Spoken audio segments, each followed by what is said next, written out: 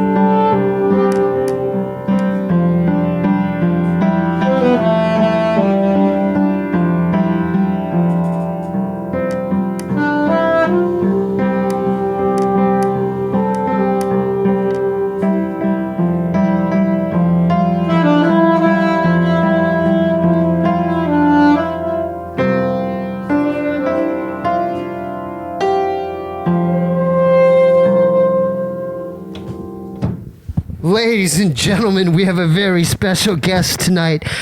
Please welcome comedian Jeremiah Watkins. Yeah, we're doing it. That was amazing. That was fun. You were back there the whole time? Dude, I've been here for like 3 days. You were back there? I didn't see you. I mean, I went poo in there and everything. You were there the whole time, huh? Whole time. It was crazy. So, how long, man, you play that beautifully. Okay. How long? Tell us. I just spoke into the sax and not the mic. I said, oh, thank you. Tell us your history behind this instrument here. Like, when did you pick this bad boy up? I carved it from wood. And, I grew up as a sailor. And every morning at the docks, my father was like, you cannot play until you build it. And wow, look at that strap too, huh? Yeah, dude. Wow, is that are you having a problem with the stand? Mm-hmm. Okay. Let me come on, George, help out here, dude. What's this? We got producer responsibility right here. We did it. No, we got it. Thanks for coming, man. I had so much fun on your podcast, Jeremiah Wonders. Yeah. Yeah. People really liked that episode. It was it was pretty weird, huh? Yo, dude, we got within the first 2 minutes. Like I showed you the base of my penis. Did people get weird about that? You know what? Not many people even blinked an eye at it. They're like, "This is just natural." What? Asking like, "Hey, let me see the base of your penis." Yeah, because for context, if you didn't see his episode, I had gotten a Brazilian wax, so he's like, "Let me see it, dude." Yeah. You still shaved? Are you still shaved?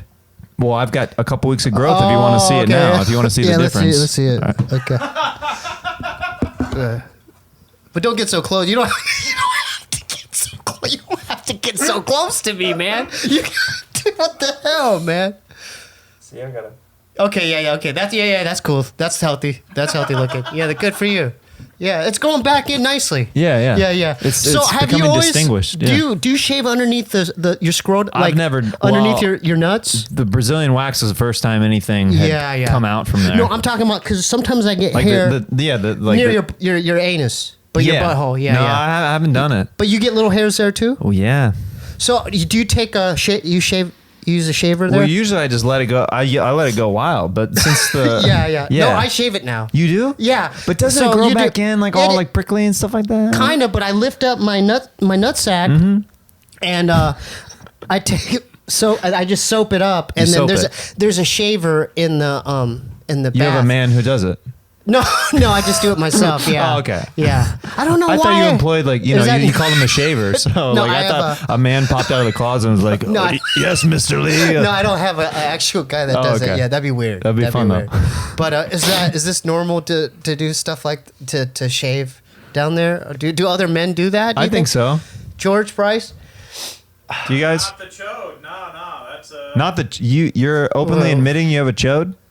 Well, what is a chode again? Well, a chode is a I'm going off of what I know here, it's a penis that's as wide it's like wider than it is long, or it's as wide. Oh, so you're admitting that you have a... No, what's the part? No, hold up. Don't get off the hook. No, I'm putting you on the hook. Dude. I'm putting you on the hook. No, he just admitted... He just admitted he has a choke. No. No, that's exactly what he said. Camera. He's Jeremiah, admitting... back me up. He just admitted he's got... We know it's pink. Like, he's turning red. Yeah. We know it's pink. Oh, yeah. We know it's pink, Yeah. but he's admitting it's thick and short. It's real thick and short.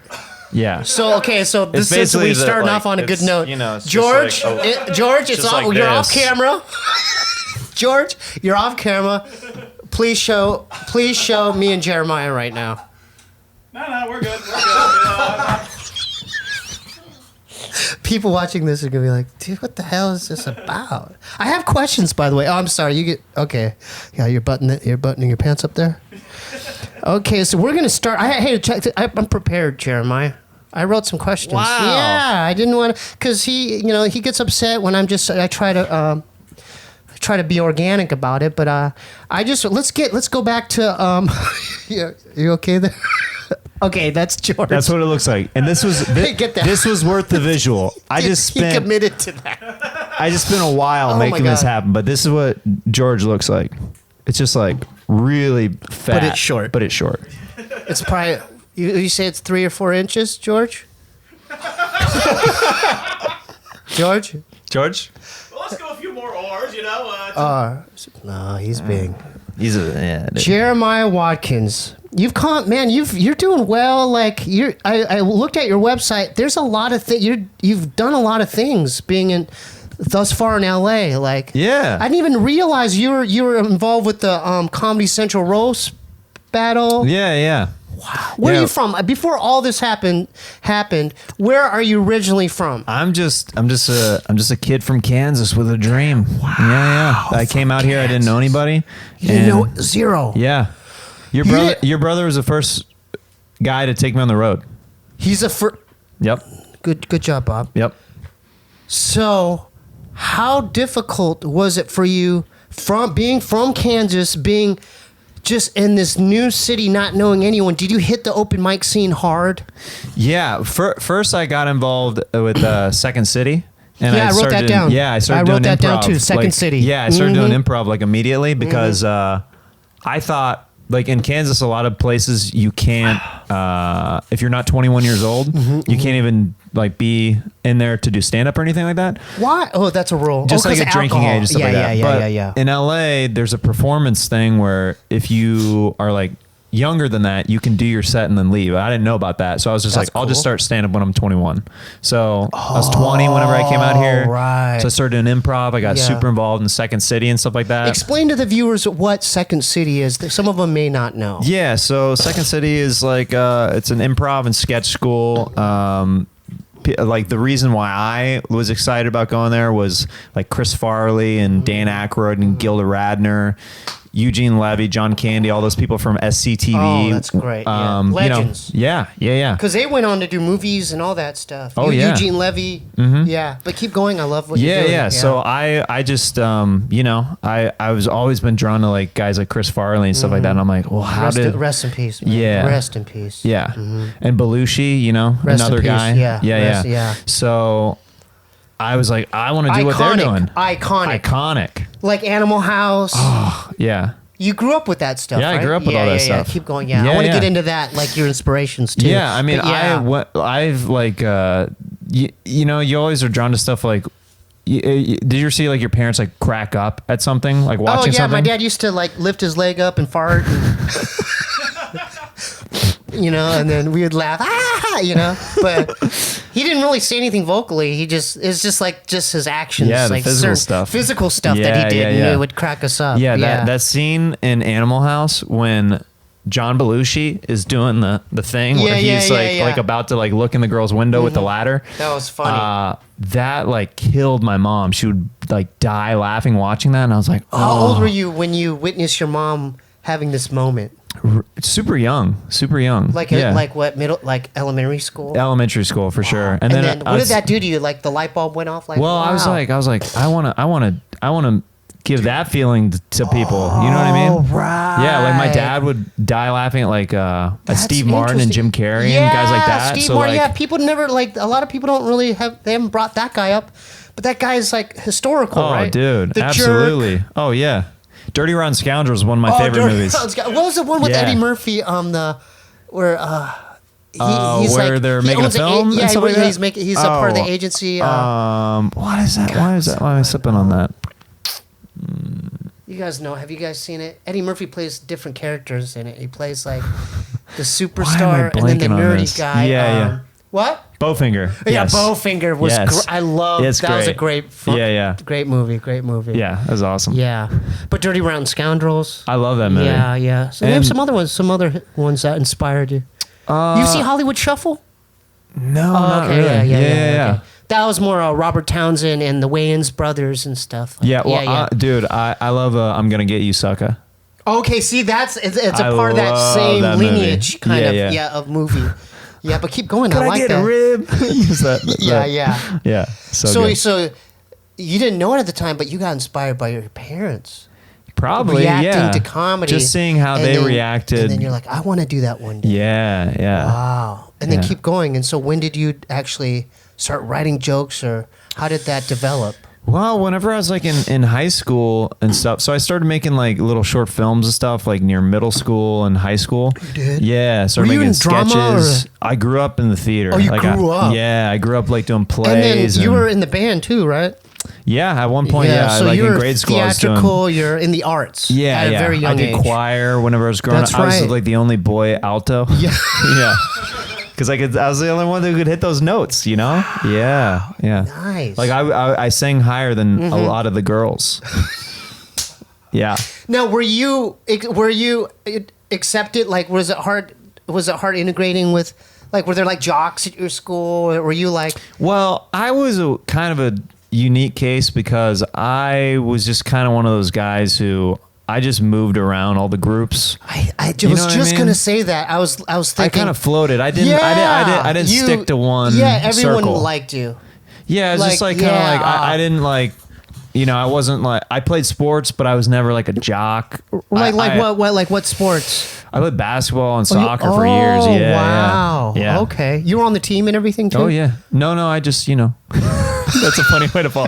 I played basketball. Oh, you're on the team? No, I just. You just played. I played adjacent. I played on the fields next to. I Right, just right. longed and hoped for the day that they would put me in. Yeah. So you got along with everybody. Yeah. Yeah. Yeah. For the And most then part. were you in school plays and everything? Yeah, I did that in grade school and stuff like that until high school. Well, I started getting in my head a little bit more in high school, like being like, oh, I don't know, like if people like the way that people think about you and stuff like that. That's whenever I got in my head and I was like, oh, I'm not gonna do plays anymore because people might think it's like Weird or whatever. Can I tell you something about my brother? Yeah. And then bring this up next time you see him. Yeah. Oh, I will. He was he was Huckleberry Finn. He was Huckleberry Finn. Yeah. So next time you see him, you can be like, "Hey, Huckleberry." He's gonna be fifth grade. He's gonna grab me by the neck. Korean Huckleberry Finn. Yeah, that's so funny. I have the pictures to prove it. In Gilbert, Please, it's in the shoebox. send me Yeah. any of those. Yeah. So, can we talk about some of your parts that you played as a kid, or some plays? Yeah. I played. I played Peter in Heidi. Okay. And my sister was Heidi. Yeah, man. That's that small town stuff when Yeah, the that's- love interest is your sister. Yeah. So how did how did they cast that? Like, how did that happen? Well, our chemistry was off the charts. Yeah. did you have to like kiss your sister? No, because it was a Christian school, so they're like Christian school, Georgie. Yeah. Christian school. Yeah. So. Oh man. So she at the end she kissed me on the cheek and I Yeah. faked oh. Well, you guys can rehearse together at home. Yeah. Okay. No, not like that guy. See where their heads are at, man. These single men. See where they go. Overnight rehearsals, oh man. Oh my God, they Yeah. go right to the dirty dozen right there. Okay, let's go back to let's keep it pure now. So when did you want to start doing comedy? I would say it always fascinated me as a kid, but whenever I thought that it could become a reality was sometime in high school. Okay, tell us about that moment. Did you have a epiphany or like a moment where it clicked and you're like, there's a couple things that happened. Yeah, go ahead. Where one of the things was I had been doing comedy and sketch and music videos and stuff like that in high school, but I wasn't like going all in on it. You know what I mean? I was still playing sports. I still had other hobbies and stuff like that. Yeah. But I got cut from the basketball team my junior year. Damn. And that was like the best thing that could have happened to me. It devastated me, but like looking back, it was one of the best things that happened. Okay, if we like you've seen Back to the Future, what if? Wow, that was cool. Yeah, man. What if I have a control. What if you got on the team? You wouldn't be here right now, right? I might not be here. Isn't that crazy? We might have taken a picture and then we're looking at it and then all of a sudden I start fading away. I'm like, oh. Yeah. Wow, you would have been like all in, like dedicated to that. Yeah. That's so weird. Isn't that weird? Yeah, how these little choices could have altered your whole life. Another thing, my dad, whenever I was younger, I was so frustrated, but my team started getting really good for soccer. Oh, it got good? It got really good. You guys go to regionals and stuff? Yeah, the whole thing. I was Really? I was ranked in the state as goalie and stuff like that. You were a goalie? Yeah. Oh, that's sick. Yeah. Shout out to Tim Howard, What up? U.S. Men's Soccer. What up, dog? Yeah. Yo, Okay. how's it going, player? Yeah. Okay. Yeah. My dad, whenever we started getting really good, it started getting more expensive because traveling started taking place. A lot of tournaments were on Sundays, and he just nixed it. He's like, nope. Wait, why? Because it got too pricey? Pricey, and he didn't like that we were playing on Sundays. Oh, because because it grew up super conservative. Church. Yeah. Me too. I went to Bible. I did the whole thing. Yeah. Yeah. So, Let's take a word from our sponsor real quick. okay, word from our sponsor. So our sponsor is BetterHelp.com, okay? Go to www.betterhelp.com/Steebee, all right? It's convenient, affordable, private online counseling anytime, anywhere, okay? It's professional and it's affordable. You can get matched up with the counselor that is right for you. There's 4 communication modes: text, chat, phone, and video. Start communicating in under 24 hours. Must be 18 or older. I would really highly recommend counseling. I'm doing therapy myself. Yeah. Yeah, once a week. So shout out to Dr. Choi there. And the reason why I like counseling is because I'm sober, but there's deeper issues that derivative from my my younger days that's what my therapist does. We go into those moments, like for you, for example, if that was me, we would have talked about the basketball, like getting, not accepted on the basketball squad and how it affected you, but then it shaped your career now. My therapist, we go that deep, to my childhood, Wow. like That's this wrestling. helpful? Yeah, this wrestling match that I lost, and if I would have won the state tournament, then I would have ended up here. And you know what I'm saying? We analyze all that stuff. So counseling's great, therapy's great. I highly recommend it, and go to BetterHelp.com/Steebee to receive that. And use the preferred code Steebee. Okay, so just give it a shot. If you ever thought about it, I would at least give it a try. It can't hurt, right? I've never met anyone that says, "Oh man, therapy ruined my life." It can only help your life, right? Unless you have a horrible. That's the best pitch off of that whole ad. Screw the copy. Just take that tagline. Yeah, see? I've never heard somebody in my life. That makes me say feel good. Thank you. ruined That my makes me life. feel good. Yeah, Bryce, dude. you happy about that? That's good. Okay, back to Jeremiah. Again, Now- Bryce is not here. There is no Bryce. there is no Bryce. I don't know. He keeps talking to this figment of his imagination behind the camera. Okay. He did it on my episode. He's doing it again. Episode, George okay. exists. I see his pink dick from here. It's happening. But Bryce is not there. Bryce, no. So George. Yeah. Okay. So let's go back to the soccer. So your dad didn't like the soccer. I feel like we're in a therapy session right now. So why don't we go back there, Jeremiah? Because it seems like some pebbles may have shifted in the universe that day and shaped the sand of the human that you became as you walked on the grains of time. Now, what's going on with you? It was a very real moment. Mhm. It was like a make it or break it moment. Yeah. Did you go? Was there like you know how like in the movies they go to the a door and then they have the whole roster on? Oh, yeah. Did you? Your name wasn't on there, Yeah. and then it crushed you. I remember, because my mom is so empathetic, I remember going home and crying with my mom. Yeah, I know. She cried with me. She's like, I know how much you wanted it. I'm sorry. I know. That's it. You have a damn good mother. She's a good mom. That's a She's good very mom. understanding because she knew, like, She knew how much it yeah, meant to you. yeah. When did you start? You were just I played since I was a little kid. That's Okay, what was so so you were crushing in- about yeah. it. Yeah, wow. yeah. So when your dad told you it's done for the soccer, yeah. for the soccer, and Yeah. then That's whenever I started putting all my energy into basketball because I'd been playing basketball since I was a little kid, but like I'd gotten really strong at soccer. And then that's whenever I was like, okay, well, basketball tournaments and stuff, they're like never on Sundays for whatever. They're more like a Saturday or during the week kind of thing. So I was like, all right, this is my new thing. do you still watch? Are you a fan of soccer? Do you still watch soccer? I'm a fan. I watch. Yeah. Yeah. You know, my brother loves. Oh, you know, yeah. The FIFA. You guys have a notorious FIFA competition at the store, right? Yeah. Yeah. There's some comics who take a lot of pride In if they winning. ever beat him. And they have. Yeah, only a couple. But some have. but some of them have. Get some names. Yeah. Go ahead, Jeremiah. I think Rich Slayton has beat him. Yeah. Don't mention him in front Yeah. of Bob. Maybe Frank Castillo. I'm not sure. That's a. Maybe. I can't. Okay. Don't quote me on that one. We're gonna get Frankie on here soon. Okay, Yeah. good. Castillo. I play video games with him every night. Oh, that's awesome. Yeah. He's a Him good and dude. Griffin. Yeah. Yeah. Of course. Yeah. So and Griffin's beating him. Oh Eric- yeah. Eric Well, Griffin's- I mean, their relationship is hilarious. Yeah, they're like brothers. Yeah. Yeah. They pick at each other all the time. Yeah. So let's go back to So when did you? So the basketball ended too. Pretty much my junior year. I still play. Like I'll still play like pickup games and stuff like that. And I even played Wow, a couple you years love it. ago. You love I played like there was comedian leagues and stuff like that. But I haven't recently, like in the last couple years, because the games are like on Monday nights, and I always do Kill Tony at the Comedy Store on Monday nights. So I haven't played in a league for a while, but I still like love the game. But yeah.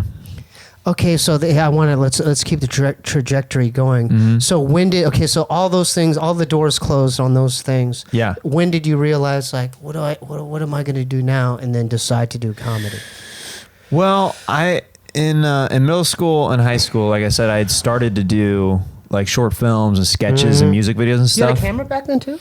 We had VHS the camera or program at my high school Had had a- one of the. It was like happened to be one of the top in the country. Like they're They had an like editing machine and everything. and everything. They have, Like yeah. an ADAT, like. I or something. mean, well, this was when like early Final Cut was out, like iMovie and Final Cut and stuff like that. So I learned on Final Cut Pro. So you learn all that stuff. Yeah, yeah. Oh, that's good. That's and good. then and my high school actually had better equipment than the community college that I went to. did? I literally went to I walked into the community college class and I was like, this is worse than what I just came from. What the gear? The gear, everything. They're like they still had like analog editing machines that they were showing us, and we're like, what are we doing here? Yeah, I'm like, yeah. I've been editing like on, we had like Canon GL2s that used to be like a lot of What are those cameras? A lot of skaters used those Yeah. back in the day with the handle on it. Those were like Oh, the most the popular the camcorders. handle. I shot Yeah. like skate videos and music videos with a bunch of music videos and sketches and short So films you with have those Canon GL2s. skateboarding videos as well? Just of other buddies and stuff. I was Yeah, never yeah. good enough where like I was in them. I would literally like it would cut. But you would film them. Yeah. Oh, that's cool. Yeah. Yeah, dude. Yeah. That's awesome. Yeah. Yeah. Memories, dude. Memories. Oh. Oh, yeah. So in high school, I started getting a little notoriety for that. I started winning awards For editing and filming? for filmmaking and like broadcasting stuff. So like I started winning like awards with buddies at like the state and national level, and then I'm like, I think this is my thing. Editing, filming. Yeah, like just and like Yeah. and most of the stuff that like I helped edit and stuff, I was like the lead in. Yeah. Like I was acting, and then like So you had the best of both worlds. yeah, it was great. You're in it, and then you got to edit. And then my buddies, we'd sit down afterwards and edit it. And you guys submit your stuff to festivals or competitions? Different broadcast competitions and different film festivals and stuff like that. And it was all at the high school level, but started winning stuff like that. And I was like, I think like I could make a career out of this.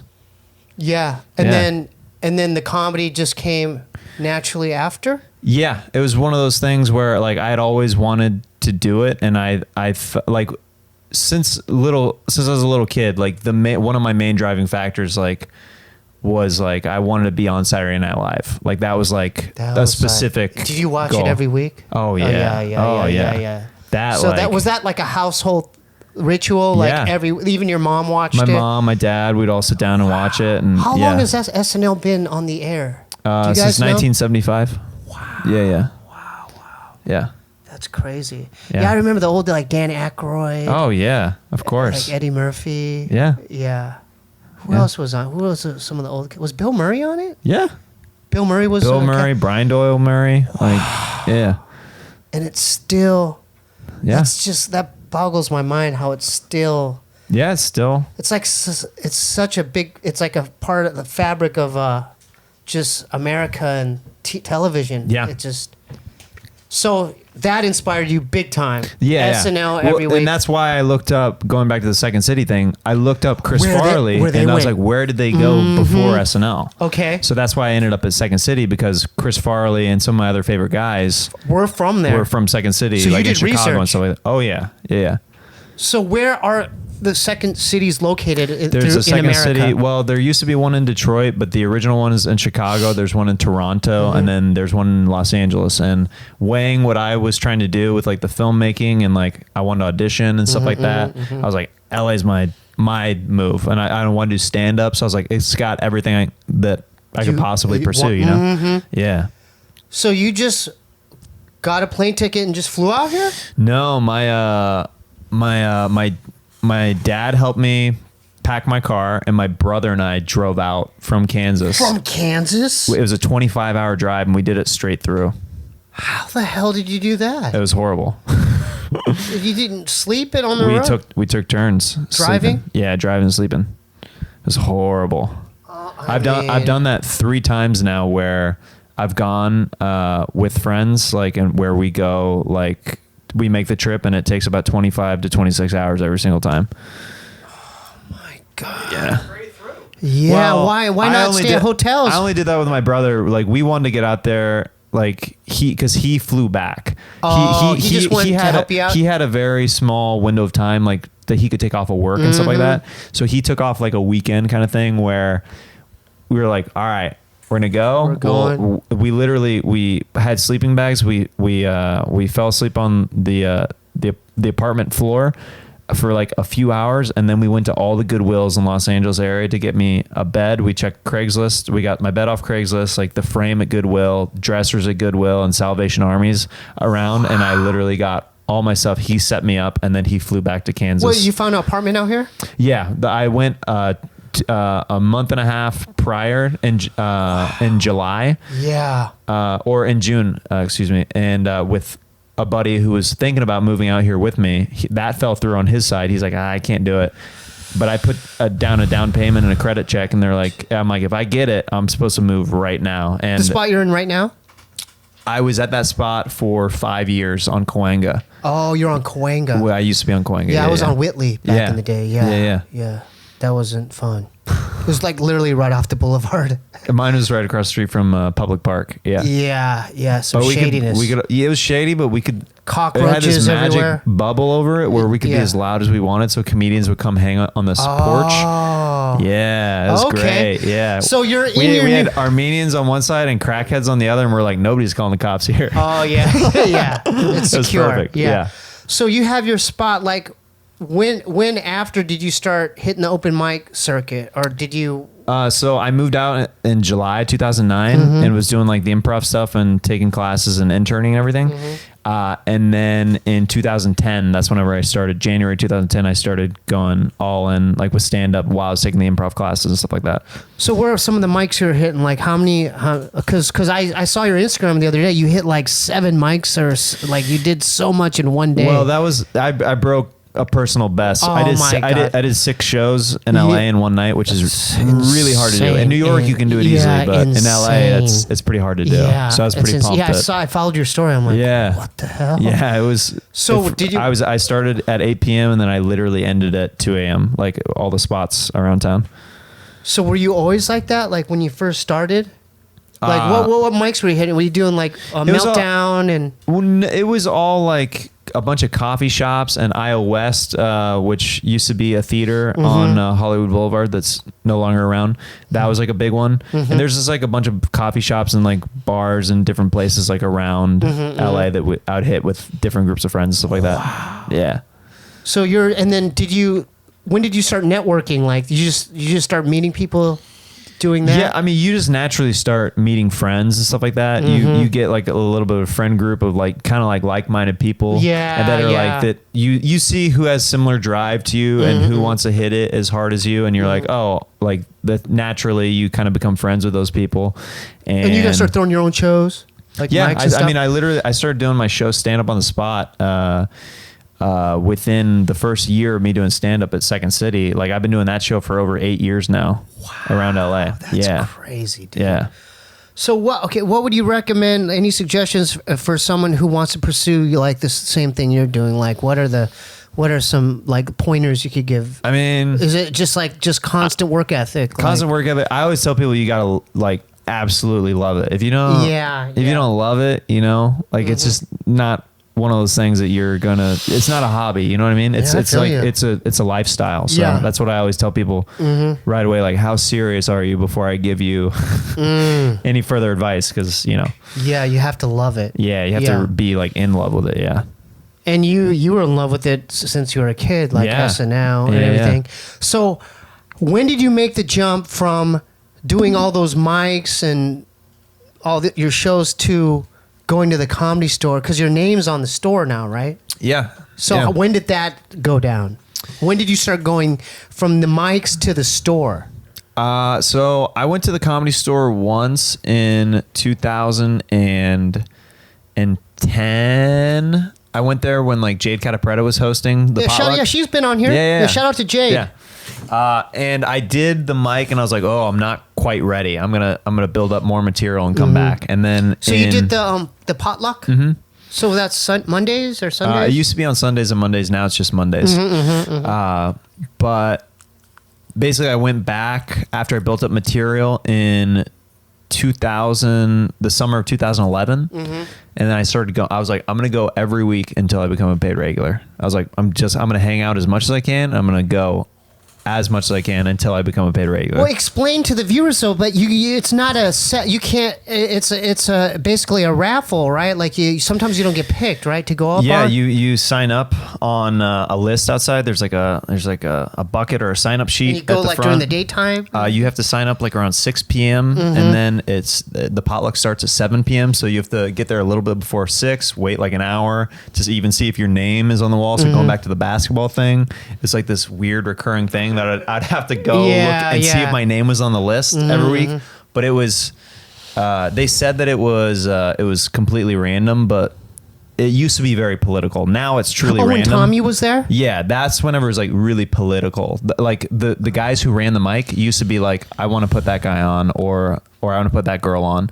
But now it's truly like random out of a bucket kind of thing. Because Adam's in charge now. Yeah, and it's more just like, So whatever happened with Tommy, like, explain to the viewers who Tommy was.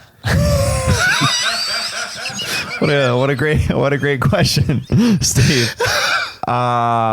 He was the former. He was a talent coordinator. He was the former talent coordinator. He was at a the Comedy talent Store. coordinator. Yeah,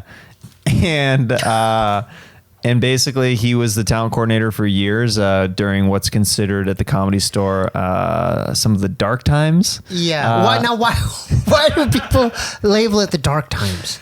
There was a very, very dark energy that was there. The attendance wasn't great. When Tommy was in charge. Well, before him, it was even worse, and then it got a little bit better. Supposedly, Who was before Tommy? I don't remember because that was before my time. Right. That was probably in the 90s or something. Yeah. So I heard that area got real dark. Like basically, there's a big comedy boom in the 90s. Mm-hmm. Then it slumped, and that's whenever, like in the early 2000s and stuff, like they went through a couple different talent coordinators, and it was like the dark times of the store because. I heard this is all me hearing what the older comics told me. I love it. It's interesting to me. Is they would have trouble. They used to have at least 5 people or 10 people to start the shows in the original room, and sometimes they would have to wait an hour to get that many people to show up. How much was a ticket to get in there in the OR? It's between $10 and $20 depending on the night. Like, so even on the potluck, they have to pay. The potluck is free on Mondays.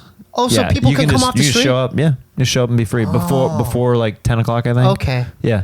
Now, I've heard rumors, and this is not just me, of the hauntings there. Oh, yeah. Have you had personal experiences with ghosts at this comedy store? I have had, when you have like a deep, like dark feeling that you get, or of a presence or something like that. Oh yeah, I've felt it a couple times. Like where were you at? In like the back of the main room was one of the first times. Yeah. I was there too once because Bob, I was just tagging along, and it was no one was in there. And my brother, there's a piano in there. I don't know if it's still there, but he'd go there and play the piano. Mm-hmm. But I was always scared because it was dark. Yeah. But I felt something in there, like I don't want to go there. Yeah. So that's what you felt? Yeah, in the back of the main room, like I felt like, like literally, like out of nowhere, my heart starts racing, and like you start feeling like adrenaline, like in your voice, like inside your head, is like get out of here, get out of here, get out of here. Like that instant feeling, like something bad is about to happen. And you're or not something tripping. This is other people have done this too, right? Oh yeah. And I felt it also in the back stairwell of leading up to like the manager's office, like in like the heart of the comedy store, like near the belly room. Isn't that locked now? Some of it is locked. Yeah, Mitzi's office. Mm-hmm. Yeah, that's scary up there. Yeah, it's weird energies up there for sure. Now, historically speaking, wasn't it a restaurant or some kind of like? Well, it used to be a nightclub called Ciro's. Yeah, and the mob owned it, so they shot a lot of people and they did abortions in the basement. So there's like a lot of unsettled souls and stuff that are in the comedy store. And they used to have it. It's all patched up and sealed up now, but they used to have holes in different parts of in some of the rooms where they would literally stick like Tommy guns or like assault rifles and like gun people down like through the openings in the walls. What? Yeah. I feel like this is great. I love it. I love where it's going. Okay, good. I love where it's going. Oh yeah, people like this is way more like NPR than I thought I was going to be. Like, well, I started off as a kid and I had this dream to be a basketball player. No, we're gonna go back. Okay, so let's go back to Tommy. Okay. So when did you? Dick again. Yeah, let's get back on course. I'll show you the base of my penis again. Do you hear what Georgia said, man? Bryce, cool, I don't know about him tonight. Off the rails. Who are you talking to? Oh yeah, you're right. Did Tommy take a liking to you through time? He did. I was one of the few. There's a handful of people that he was like good to, or that he thought I showed promise and stuff like that. Mm-hmm. So he gave me like a lot of spots and stuff like that, like during the week. Like he played head games with everybody and different stuff like that. Like with other comics, with everybody. Like I went through that just like everybody did. Yeah. Like kind of just like, whenever somebody has power, sometimes they either hold it over you or they're cool about it. And sometimes you kind of hold it over people, and then other times you give like great advice and stuff like that. Right. So. Yeah, it was highly political at the store. It was very political. Yeah. Wow. Now it's a little bit more. It's just different. It's just more like kind of direct. Like if Adam likes you, and he sees you're he'll funny, give you spots, like, and he'll tell you. And then if he doesn't, like, he's told people like, I'm not going to book you here. Like, you're not the flavor for the store. Or, like, he's very direct because you've heard him say these things. From other people, like saying like, yeah, this is just kind of how it is, because there's so many people trying to get in there now because it's the hottest club in the country. Yeah. So it's like, anybody who's on those lineups, like really should be pretty grateful. So how many years did it take you to actually get your name written on the store? So I said, I started going every week in July of 2010, and then in September of 2016 was 6 whenever years. it got my name on the wall. Wow. Yeah. So you definitely have to pay your dues. Oh, yeah, yeah. Right, wouldn't you say? Oh, absolutely. Yeah, because my brother, I mean, I don't know the details, but I know he had to start from La Jolla. Yeah, he started in La Jolla. Have you been down to the La Jolla store? Yeah, a bunch. Yeah. And you stay at the condo and did it's the whole great. thing? Yeah. Yeah, it's awesome. So when did you start, how did you meet Toni, is it Hedgecliffe? Hinchcliffe, yeah. Yeah. When did you start meeting people like that? He was one of the guys who took a liking to me on the potluck because he used to host it a lot, and I would do new and different material every week. Every week. You wouldn't do the same routine. No, that was one of the things. Like one of the reasons I went away for a little bit was to build up material. Yeah. So I could have just like new stuff every week and keep writing and doing stuff like that. So I would always have like pretty good sets, or at least I'd get the energy up in the room. Even if the set wasn't amazing, Yeah, like you'd get the I'd be energy. one of those guys where it would affect the show in a good way. That's and great, yeah. And so people started liking to put me up because I, like, regardless of whether the set was amazing, like I'd get The some energy kind of up. energy going in the room. Yeah. Now, this is a common theme, like bombing. Yeah, sure. Did you go through that throughout your... Yeah. So do you remember, can Yeah. we hear a couple stories where, like, I mean, did it like really affect you? Some bombs affect you more than others. There's certain things where you don't like. Anytime you get heckled or something, you don't have early on. You literally don't have the tool set as a comedian to know how to deal with it. So Like, when did heckling start happening in your world? It rarely at clubs. It's whenever I was doing bar shows or venues that were like random. Oh. Like I remember in this one show, there's like this random stage theater show. I used to wear a red jacket on stage, and I would wear like graphic tees underneath. Yeah, what's wrong with that? It's not good. It's not good. Oh, because it's like you putting a target on yourself on stage or something? Anytime you wear a graphic tee, which I'm kind of wearing right now. Anything fine. with It's a music tee. It's fine. Yeah, it's my fine. band. You're It's fine. my band, yeah. What's the name of it? Reagan and Watkins. Reagan and Watkins. Check it out on Coming soon. Coming soon on iTunes. We're about to drop. We're about to drop the debut album. Okay, good. Yeah. I saw. Like, we'll talk about that. At the end. Yeah. Let's promote that at the end. Yeah. You but know go what? back to these bars. I would do these shows like gigs, where I like had a shirt of like Iron Man on it or What's something wrong like with that. that? I mean, you're a fan of Iron Man. Right, exactly. It's not the best for the stage necessarily because a drunk person literally in the middle of like a setup to one of my jokes goes like, Iron Man, and I didn't even realize that I had that shirt on, and I'm like, excuse me? He's like, Iron Man. And now like the whole crowd is like, what's going on? And I was like, what are you saying? He's like, Iron Man. You're wearing a shirt that has Iron Man on it.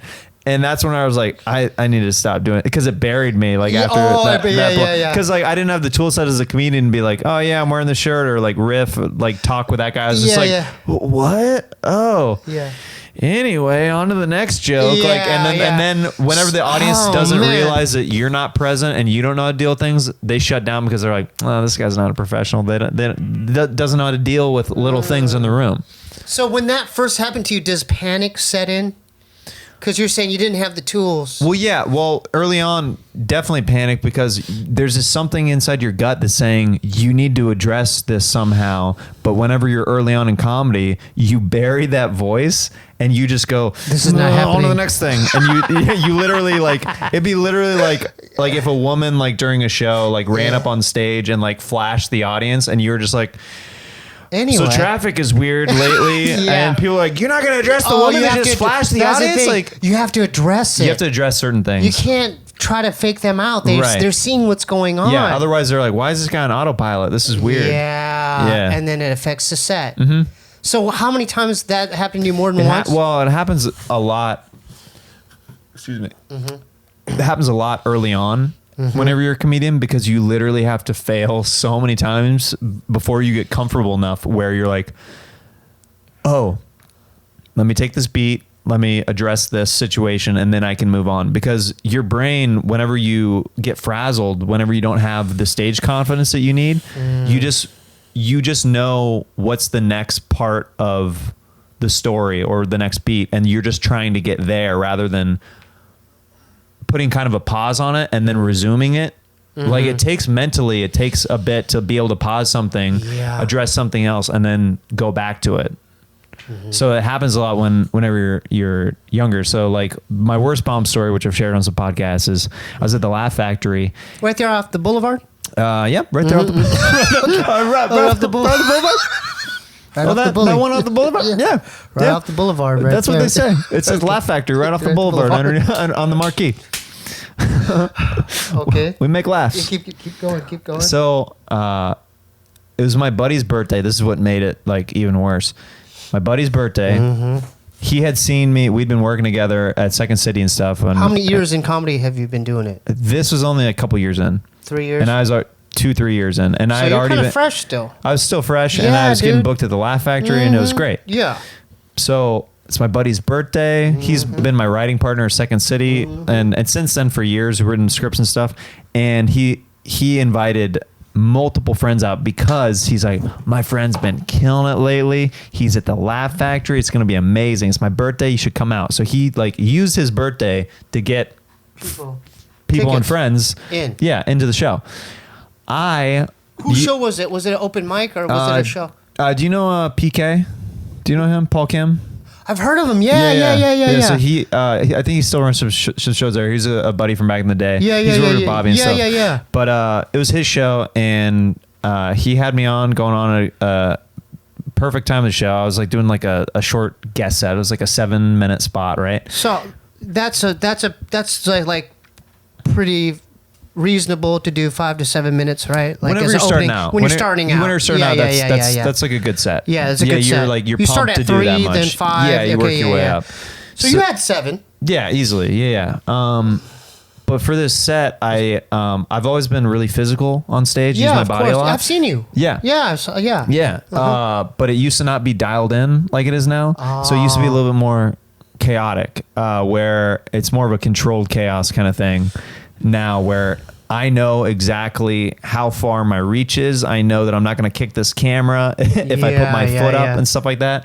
And before, I used to just like completely just like convulse and like go all over the stage. Free association. Yeah. So I ended up, during an act out that I was going crazy, I kicked a stool into the audience.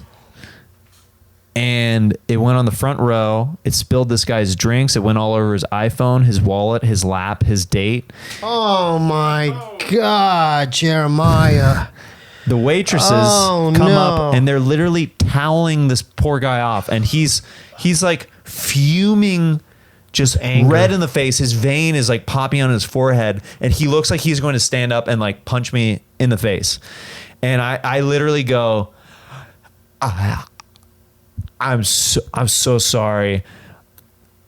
And then I went into my next joke. I didn't address it properly at all. And the audience is just like, Jeremiah. I'm feeling so uncomfortable listening to it. I'm sweating just thinking about it. I'm just like, ugh. And I didn't address the situation. But you made amends. You said amends. I said I'm sorry, but like they're literally, while I'm going into the next bit, more waitresses are coming by. What are you supposed to do in that situation, man? And what I would have done now, Go ahead. I would have offered to buy the guy drinks. I would have started talking to him, been like, man, this is, I would have humanized myself a little bit more, tried to get on his what you just playing did. field, address what I just did, kind of admit to the audience that I was a dick and that I made a mistake, and try to make jokes about it and try to get other people involved and then move on if I even had enough time to. But I literally went into my next bit and I just bombed harder and harder and harder till there was like no laughs. And I was like, that's my time. Thank you. Was it packed? Oh, it was sold out. Even the upstairs? Yeah, it was packed. It was... And I was doing so well before that. Oh, you it was were... like, I'm killing at the Laugh Factory. This is great, my friend. Dude. That one kick. My friend, after the show, whose birthday it was, he had to tell his friends, he's like... Sorry about Jeremiah. He's like, he's usually funnier than this. I'm sorry. And then I had to see the friends afterwards, and they were like, outside? they're like, yeah, man. Oh, They give you that good luck thing. Good luck. Good luck. So, but do you learn from it? Yeah. Okay, you got a couple more of those stories? I mean, I got one with your brother. Yeah. Go ahead. So, when did my brother start taking you on the road, and how did he? He saw me. He saw me at Potluck at the Comedy Store. So he saw you. He saw me live, and he was there that early. He used to hang out before he started dating Kalila. He used to hang out because I think he just like he had a bunch of extra time on his hands, and he was just kind of like. He's always been good about like helping the next crop of comics. Course. He's really good about a lot of people. Yeah. And he used to just go and hang out and see if there was good people. And he literally, if you had Bobby pull you aside after the open mic, you had a great set. Like if he pulled you aside, because he'd sit in the back and then he'd be like, he'd be watching.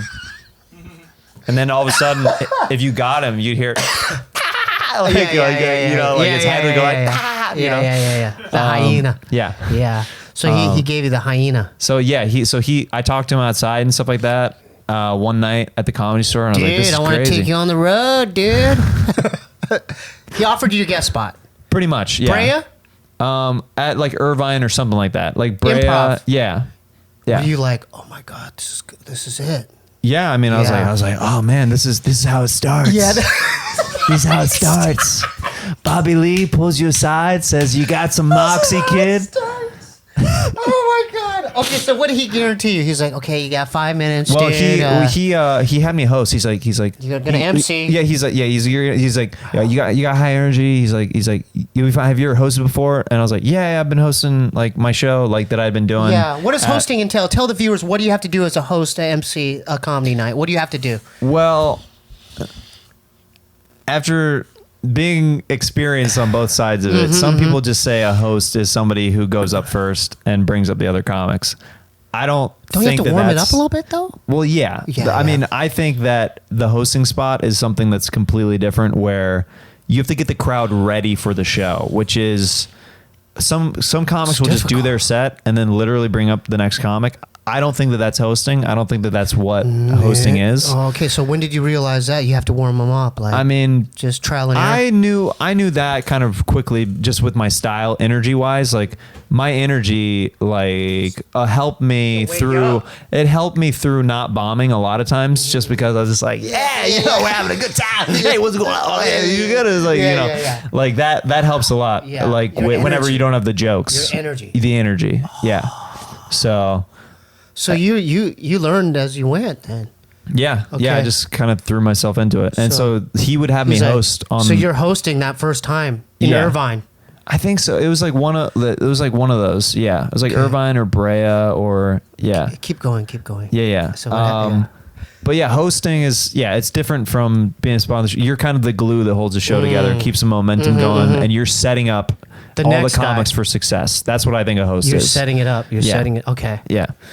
The time with your brother, we did this corporate gig in Vegas. Okay. And he literally called me the day before, and he goes, "What are you doing tomorrow?"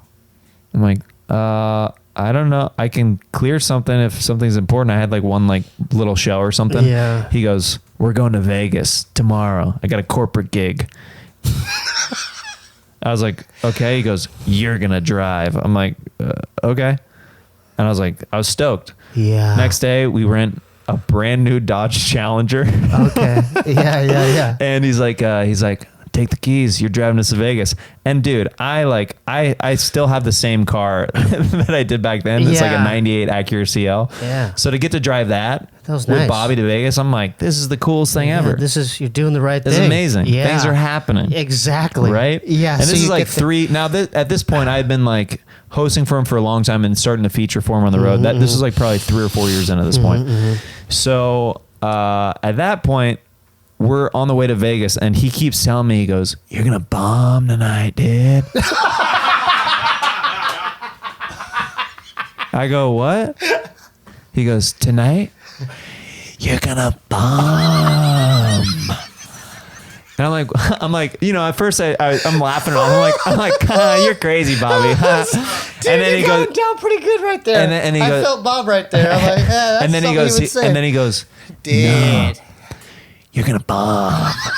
I'm like, what? Wow. And after a while, like he literally keeps saying, it's like a 5-hour, 6-hour drive to Vegas. He keeps saying this multiple times throughout the hour after we change conversation, after like we're not even on that topic. He's like, tonight, like literally we'll be on a completely different subject. He's like, we're having a good time laughing about something else. He's like, yeah, but seriously, tonight you're gonna bomb. And I'm like, now I'm starting to get a little pissed. I'm like, dude, why do you keep saying this? Like, why are you trying to get inside my head? Like, what are you doing? He knew what type of gig it was. He knew what kind of gig it was. He knew what type of gig. He goes, Jeremiah, I'm being serious. He's like, prepare yourself to bomb because it's going to happen. And the comedian inside of me, I'm like, man, I'm not gonna bomb. Like I'm like, I'm like 4 years into comedy at this point. I'm like, I'm gonna make this thing happen.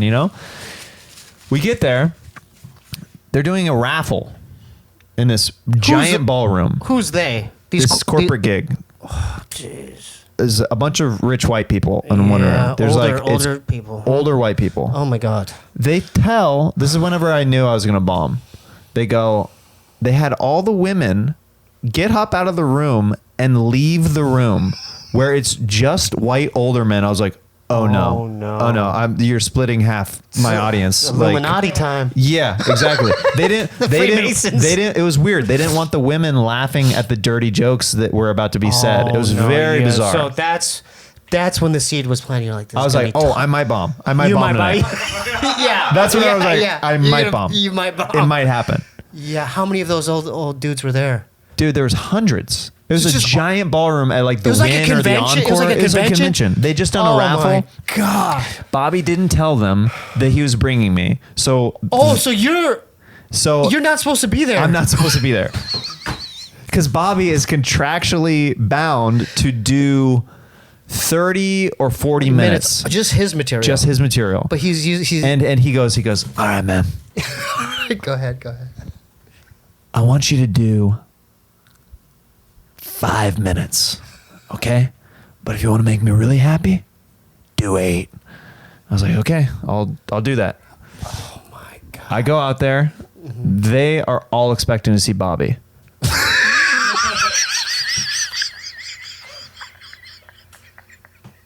I come out. Was it cricket? Red jacket on.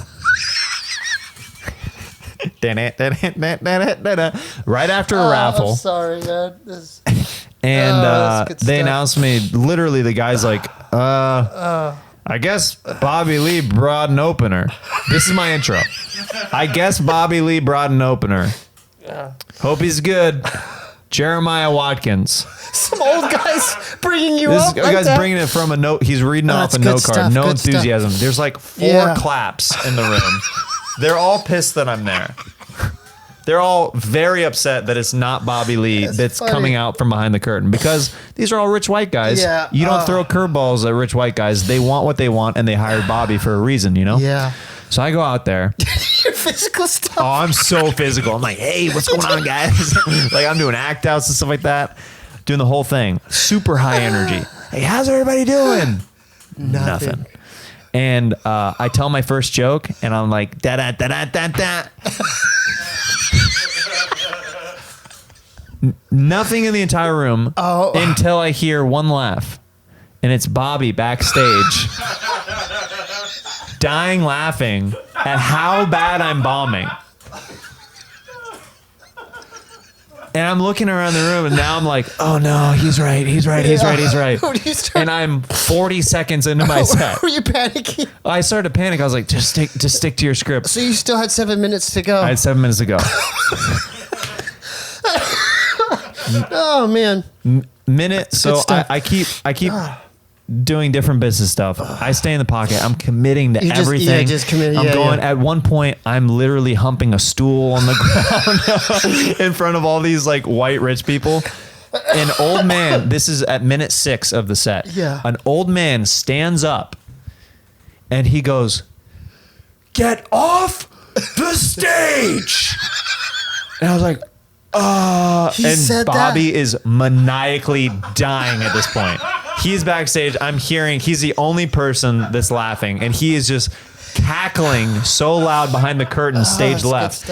And the guy repeats himself, this old white-haired man. He's like, "Get off the stage no. And I'm like, I go back into material. I don't address the guy. I was like, it's too late. I only got 2 minutes left. Yeah. I finished the bit. I'm like, thank you. That's my time. A few people. And I'm like, now are you guys ready for your headliner? Giant energy all of a sudden. And then I'm like, Bobby Lee. He comes out there. He murders. What? For like 35 minutes Really? straight. Murders.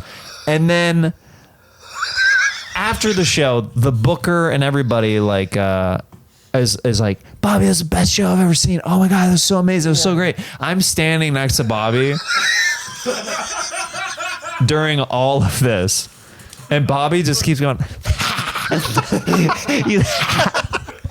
He's like, being like, and then like after he's like, I told you, dude. Told you were gonna bomb, man. And the booker comes up to us after the show, and he's like, Bobby, this is so great. Thank you so much for coming here. And then he just looks over at me and he goes, good luck with your career, man.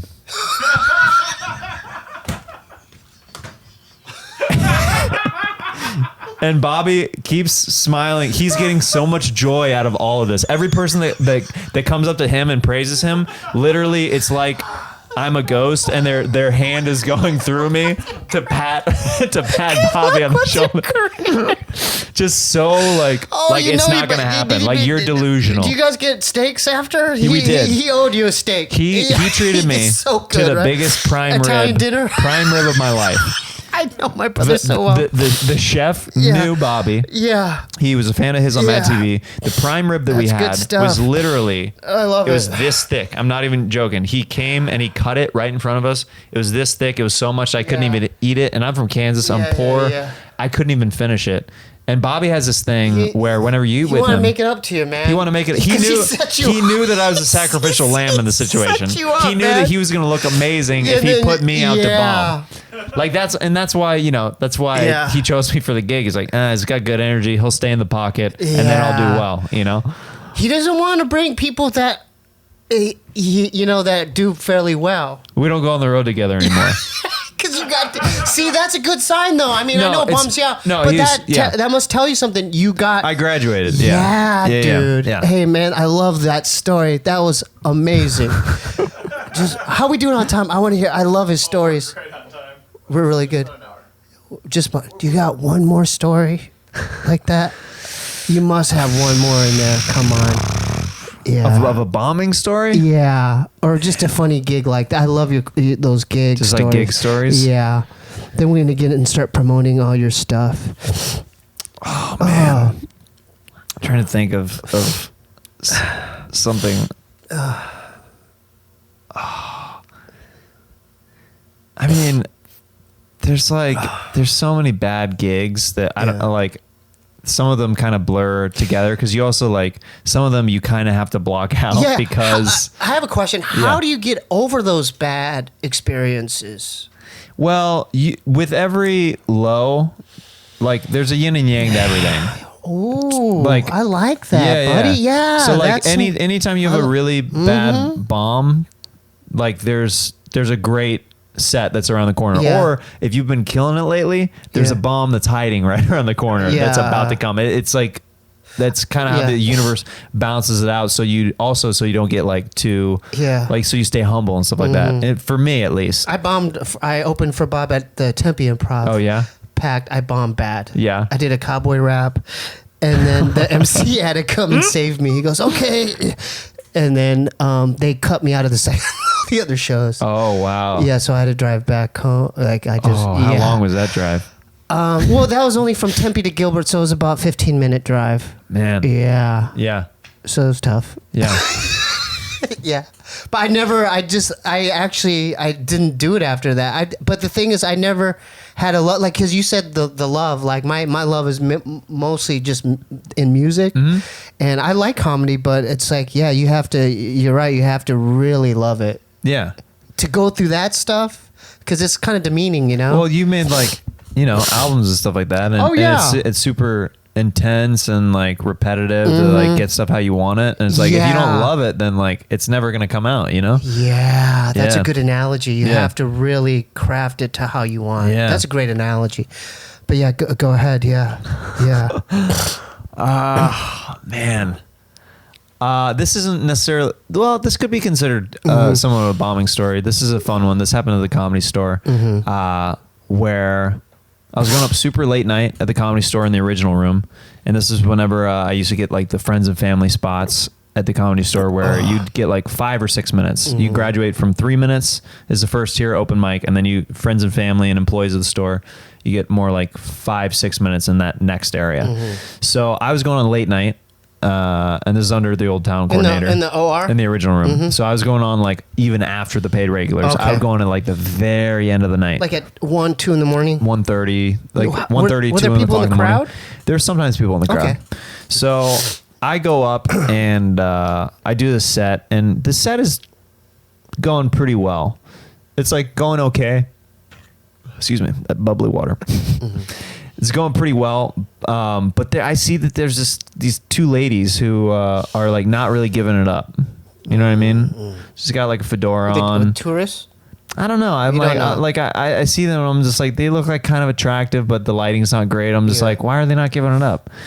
And I had been doing pretty well with the other people that are there, and there was only like probably 15, 20 people in the OR scattered across the room in like a 200-seat room, right? And I had been like singing and dancing. I'm doing everything I can to get some kind of reaction out of this crowd late night because they're spent for the most part. And I get up at the 2 ladies that were sitting there, and I'm I stand on the table in front of them. I'm like, is this not good enough for you? I'm doing everything I got up here. And I'm just like going off, like, you know, in jest, but like going off and being like, what else do I got to do? I continue on with my bit, and she gives me a standing ovation. She starts laughing and stuff after I'm like singing and dancing and doing all this like stuff. I was like doing like random impressions and stuff like that. She gives me a standing ovation at the end of my set. Oh, wow. And the host was my buddy Eric Marino. He goes back up there and he goes, Jeremiah, do you have any idea who you were just yelling at? I go, no. Who? And he goes, Miss, not to call you out, but are you Janet Jackson?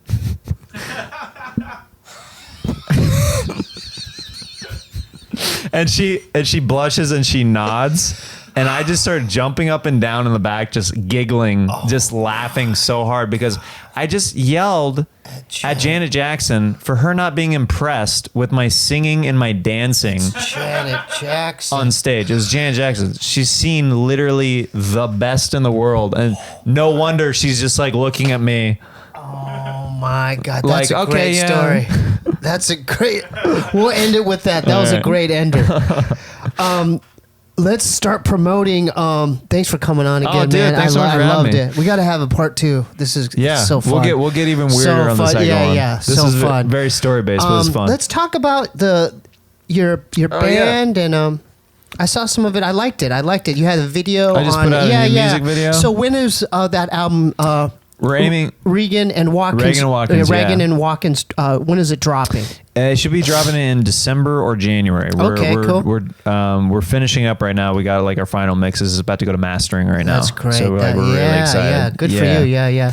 Are you gonna press up CDs or tapes? Yeah, we're gonna do a limited run of CDs and vinyl. Good. So yeah. How many songs do you think will be on there? Well, it's a 23-track album. Oh wow. Yeah, it's got audio sketches like the old school, like Sandler old school. and Tenacious D and stuff like that. Doing your podcast, I saw like the old because comedians back then they did albums. Yeah. So you're bringing it back to like the roots. homage to that. Oh, definitely. Yeah, definitely. So it'll be fun.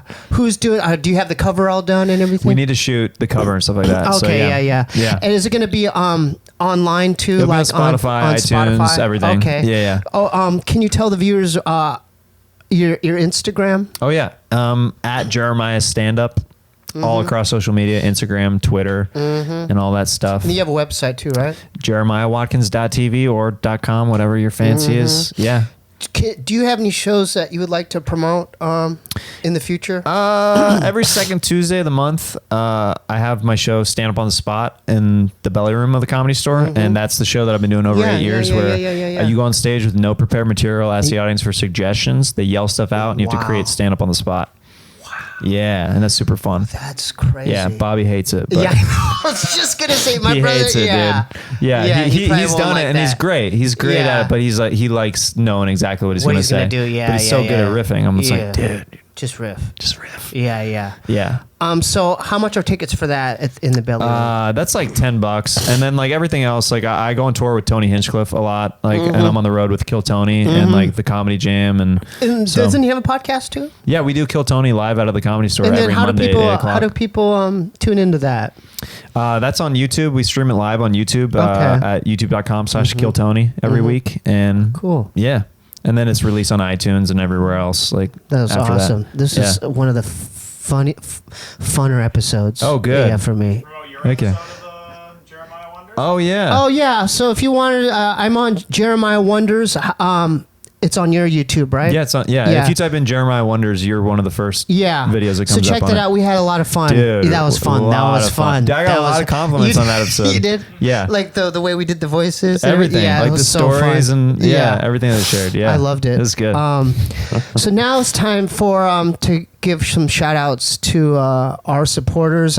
We have 4 new Patreons: Daniel Listoy, Alex Kawashima, Cruz Benali, and George Kimmel.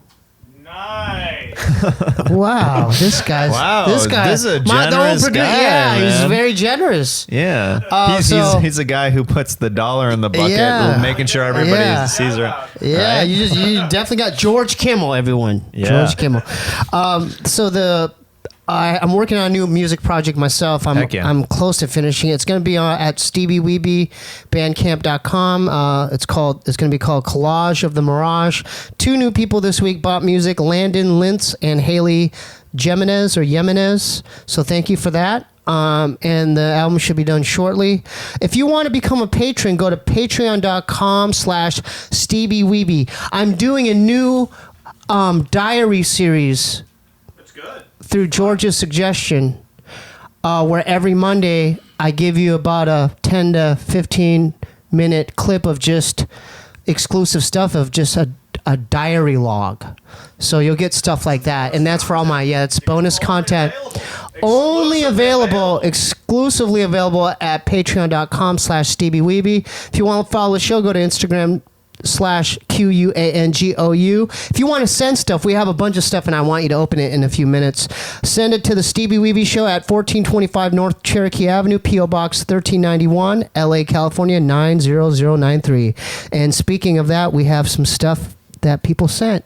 Do you mind opening some of the Let's stuff? do it up. Okay. Yeah. So this first one specifically says, don't open until you're with George. So this should be Oh, good. wow. I'm gonna. All right, what do you think's in there, Steve?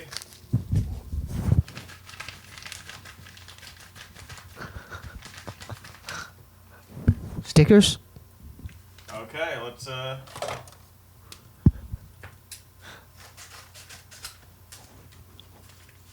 Stickers. For Steve, for George. Oh well, Bryce is not here. Remember, Bryce is our imaginary friend. Oh wow. Stickers, dude. Stickers. I was right. looks like there's a patch in there too. And let's see There for. might be some note in there as well. Let's Oh, there is. Oh wow. Oh, it's a Wow. A patch too. patch. And you got a letter too. Can you read it for Sure, the viewers? of I'd like course. my guests reading it. This is amazing. I'm gonna definitely put that on somewhere. Steve, I've been a fan of Bobby since I was 11 years old, but only recently discovered you after starting to listen to Tiger Belly. I've since listened to every episode of the Steebee Weebee Show, and even went back and listened to the DVD ASA episode that had you in them, and I must say it's great to see how far you've come since those days.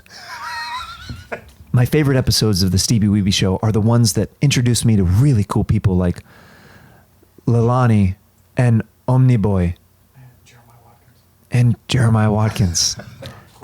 Cool. I'm 18 years old, and you and your brother are such cool dudes, and you inspire me to want to be a cool dude when I'm your age. Along with some random stickers of drawings I did for my local clothing brand, I've sent you something that I hope you'll appreciate. I love Little Ray so much, I've made a glorious creation in his image. For the past few months, I've learned to embroider patches and have been doing custom work for people online. I hope you like this Little Ray patch because I had a lot of fun making it. I also put up a video of the process of me making it on Instagram, which is at Trader Joe Outlaw. Anyway, I hope you enjoy the gift. And once again, Steve, thank you for being you, Noah Ferris. Oh, wow. So that's from Electric Grandson. Thank you so much. I'm going to definitely put that patch. Oh, wow. For George, this is a cease and desist letter. Wait, go ahead. Go ahead, Jeremiah. This go is ahead. very strange. Go ahead. Yeah, I prefer Bryce to you. I just wanted to make sure Very you strange. were here to know that. What? Look at this man. patch. Uh-oh. That's pretty cool. Look at this, dude. Oh, no. Look at this. Oh, my God. This is some good embroidery You work. got to put that on a jacket, dude. You got to put this on a jacket. You got to And do this. that. Look how many Bryce is quitting. Where's Bryce? He's quitting. Michigan with me. You already were back in Michigan, Bryce. That's when he made you. Hey, no fighting. Hey, no fighting right now. This is all good times here. I know. He was gone for a month and a half. I know, but he's here now. He's here now, George. You want me to read George's too? Yes. Yeah. The whole thing. Hey George, how you doing? I think you saw the video of me making the Little Ray patch, so I figured I'd surprise you with some too. I'm 18 and I've been making custom patches for people for a few months now. I love TB and the Steebee Weebee Show, and I think you're a really cool guy. I look up to you just because you're someone out here doing stuff, which is all I'm trying to do. I make videos and drawings and stuff. I've also been a fan of Steve Green since I was in middle school, and since becoming aware of you, I've found out how much of a role you played in his videos. I hope you like those patches, and I really appreciate all the stuff you produce, and hope you're around for a long time. No affairs. P.S. Please let Bobby see the pink dick patch. Okay, and that's thanks again to Electric Grandson. That's amazing. Hey, I'm sorry. Sorry, didn't mean. Let's save the rest Hey, of the packages for that's next for you. week. Yeah, that's Okay, so next up, this is fun, right, Jeremiah? Opening other people's fan mail. Mark Z. Okay, Mark Z. Let me.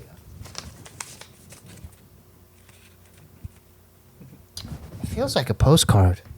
Or postcards.